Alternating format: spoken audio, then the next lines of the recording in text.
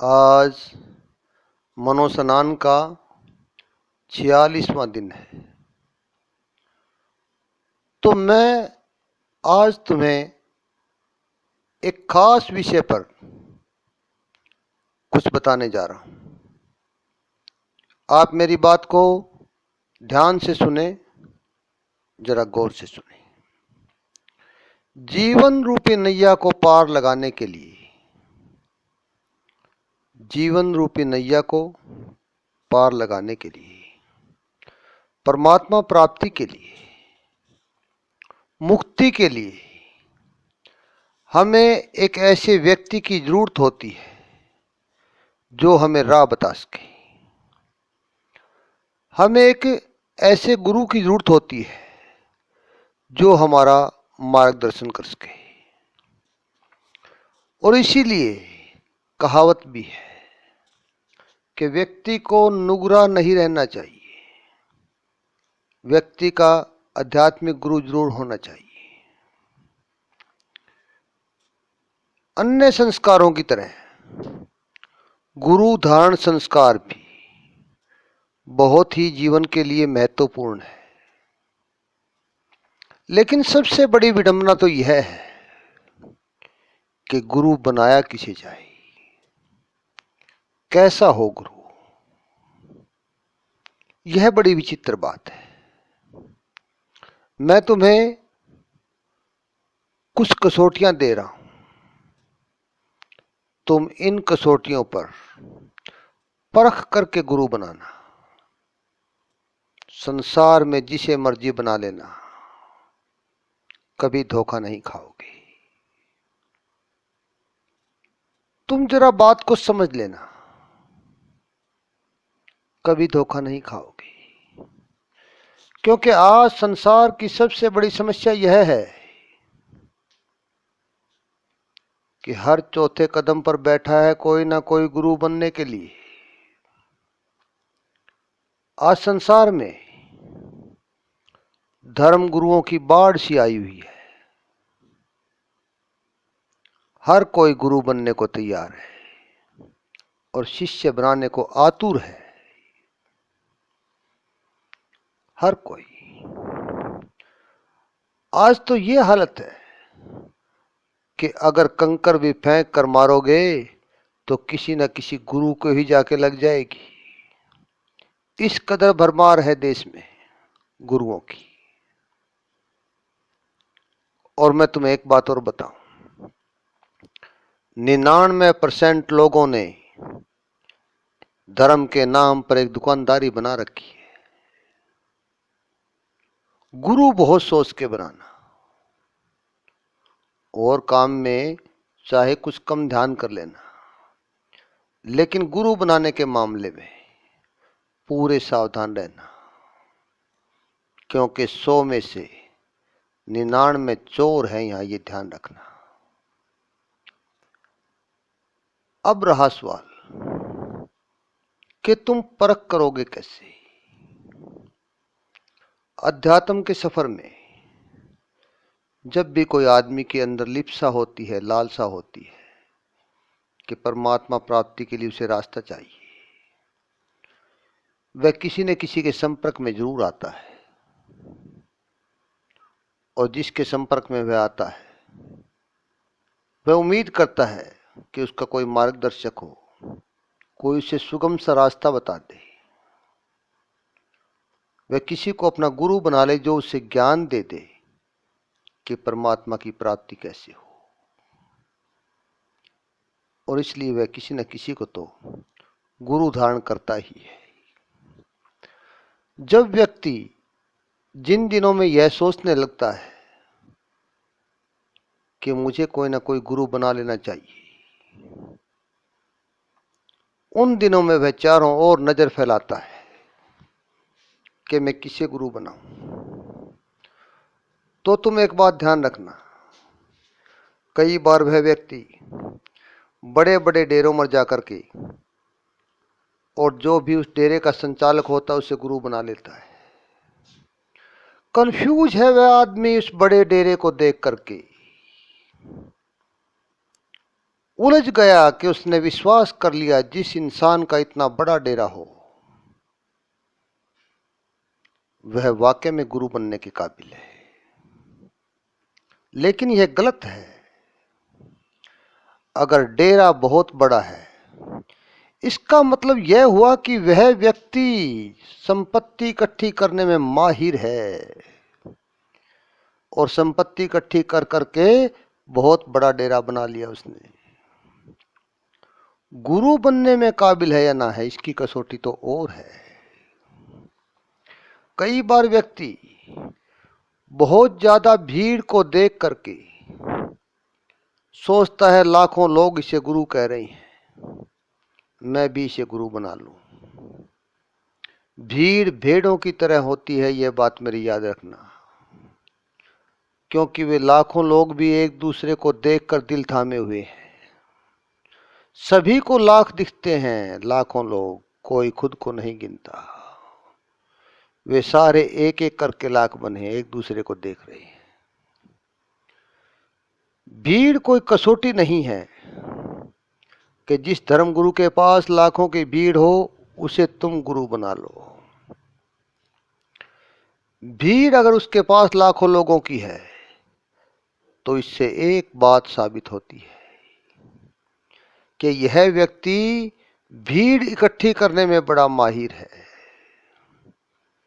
क्योंकि लाखों की भीड़ वही इकट्ठी कर सकता है जो भीड़ इकट्ठी करने का विशेषज्ञ हो, ज्ञाता हो, जिसको मैनेजमेंट करना आता हो। वरना कोई सीधा साधा पहुंचा हुआ चाहे कितना ही बड़ा फकीर क्यों ना हो, भीड़ को संभाल ही नहीं पाएगा। तो कभी भी तुम किसी व्यक्ति को इसलिए गुरु मत बनाना कि उसके लाखों शिष्य है, उसके पास लाखों की भीड़ है। लाखों की भीड़ का अर्थ है कि वह भीड़ जुटाने में माहिर है। बड़े बड़े डेरे देखकर गुरु मत बनाना। कभी तुम इसमें उलझ जाओ कि उसके इतने बड़े बड़े डेरे हैं, वह पालकी में चलता है, यह व्यक्ति गुरु बनने के काबिल है। बड़े बड़े डेरों से एक बात साबित होती है कि यह व्यक्ति संपत्ति इकट्ठी करने में पक्का माहिर है। दो बातों का ध्यान रखना। और जब तुम इन दोनों तरह के लोगों से अलग जाओगे तो कुछ लोग तुम्हें मिलेंगे जिनके शायद घुटनों तक या टखनों तक बाल होंगे। तुम उलझ जाओगे कि बड़ा फकीर है, इसके बाल देखो। नंबर एक, तो तुम जब गुरु बनाने के लिए घर से निकलते हो, जिन दिनों में तुम्हारे मन में यह विचार आता है, कोई ना कोई अड़ोस पड़ोस का पिछलग्गू तुम्हारे साथ हो लेता है। और जो साथ होता है उसकी मंशा होती है कि अपना उसका जो गुरु है उसको ही तुम गुरु बनाओ। तो वह उसकी बहुत बड़ाई करता है, मेरे गुरु के पास चलो, मैंने बना रखा है। एक तो ऐसे किसी पिछलग्गू के झांसे में मत आना, क्योंकि बेवकूफों का टोल है। सत्य बहुत दूर की कौड़ी है। रही बात किसी के पास यदि तुम जाओ, उसके बहुत लंबे लंबे बाल हैं, टखनों तक हैं, घुटनों तक हैं, तुम उसके प्रभाव में मत आना। यदि तुम प्रभाव में आ गए तो तुम बालों के प्रभाव में आ गए कि यह व्यक्ति गुरु बनाने के काबिल है, जिसके टखने तक बाल हैं, सिर के बाल, जिसकी इतनी लंबी जटा है। लंबी जटा होने का एक ही अर्थ है कि यह व्यक्ति कभी भी हेयर कटिंग की दुकान पर गया ही नहीं। पूरे पैसे हेयर कटिंग की दुकान के आज तक इसने बचाए हैं।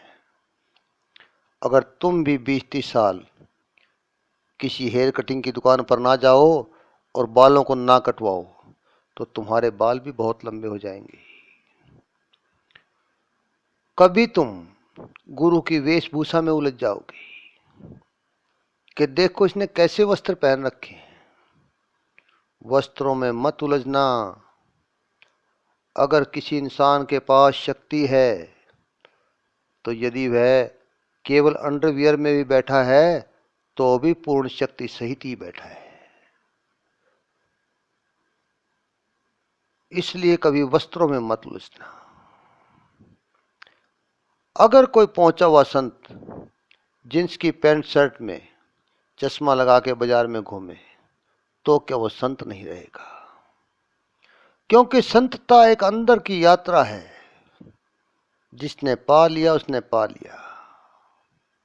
बाहर कपड़े चाहे वो कैसे भी डाल ले, कोई फर्क नहीं पड़ेगा।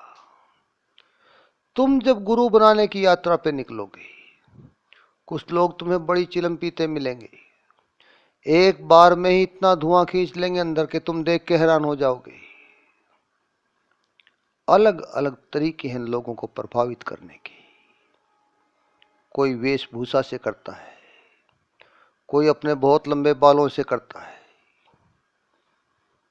कोई बड़े बड़े आश्रम बना करके डेरे बना करके करता है, कोई भीड़ जुटा करके करता है। ये सभी बाहरी आवरण है, तुम इनमें मत उलझना, इन आवरणों में मत उलझना। और बहुत से तरीके हैं। जब तुम गुरु बनाने के लिए निकलोगे तो कुछ लोग तुम्हारे से भाषाओं के शब्दों को तोड़ मरोड़ के अजीब अजीब बात करनी शुरू कर देंगे। लगेगा बड़ा पहुंचा हुआ संत है, कहां कहां की बात कर रहा है। कोई तुम्हारा ही भूत भविष्य बताने लग जाएगा। तुम बातों में भी मत उलझना, तुम बाहरी किसी आवरण में मत उलझना। बातों में, रंग में, रूप में, वेशभूषा में, बालों में, शरीर की स्थिति में, भीड़ में, आश्रमों में, ये तमाम बाहरी आवरण अनेक प्रकार के हैं, इनमें कहीं मत उलझना। तुम अपनी आंखें खुली रखना, कुछ दिन उस व्यक्ति के साथ रहना, हो सके तो पूरा टाइम उसके साथ रहो और खुली आंखों से देखो, क्या यह व्यक्ति परमात्मा को उपलब्ध हो गया? मैं आपको एक बात बता रहा हूं, यदि 24 घंटे आप किसी संत महात्मा के साथ 20-25 दिन भी रह जाओ, तुम्हें उसकी काफी कुछ हकीकत का पता लग जाएगा, काफी कुछ सच्चाई का पता लग जाएगा। तुम खुली आंखों से उसके पास रहना। लोग उसके बारे में क्या करें इस पर ध्यान मत देना। उसके चेले चमचे तो उसकी बड़ाई गाएंगे। तुम उससे प्रश्न पूछना बार बार, तुम उससे हर बात कुरेद कुरेद कर पूछना। जब तुम पूरे संतुष्ट हो जाओ भीतर तक तो गुरु बनाना। लेकिन ध्यान रहे, तुम्हारी संतुष्टि में बाहरी मनोविज्ञान और आवरण का कोई स्थान नहीं होना चाहिए। जब तुम्हें अनुभूति हो जाए कि इस व्यक्ति के द्वारा मुझे परमात्मा की अनुभूति हुई है, बातें तर्क और सबूत सहित हो, अनुभव हो, कुछ थोड़ा बहुत तो हो, कुछ महसूस हो, थोड़ा बहुत तो हो। चलो मैं मानता हूं कि किसी को रातों रात एक ही रात में परमात्मा नहीं मिल सकता, तो अनुभव हो, थोड़ा बहुत तो हो, कुछ तो हो, तो अच्छी तरह खोजबीन के उसे गुरु बनाना। और फिर भी यदि तुम्हें कसौटी चाहिए तो अगले सत्संग में मैं तुम्हें कसौटी बताऊंगा। उन 3 कसौटियों पर परख लेना। यदि वह खरा उतर जाता है तो चाहे वह व्यक्ति भिखारी भी हो, उसे आंख मीच के गुरु बना लेना। वह सच्चा रहेगा, आपके लिए खरा रहेगा। जीवन की यात्रा में धोखा नहीं होगा, क्योंकि गुरु बनाना कोई छोटा मोटा काम नहीं है, सब कुछ समर्पित करना है। इसलिए पूरे आंख खोल के करना। और फिर भी ना समझ आए तो मैं आपको अब की बार किसी सत्संग में 3 कसौटी बताऊंगा। जो इन तीनों कसौटियों पर खरा उतरे उसे गुरु बना लेना, वह चाहे संसार में कहीं भी हो। तुम मुझे सुन रहे हो, तुम चाहे कोई भी हो सुनने वाले, और वह गुरु जिसे तुम धारण करोगे वह भी चाहे कोई हो, लेकिन धोखा नहीं होगा। तुम मेरी कसौटी समझ लेना। आज इतना ही।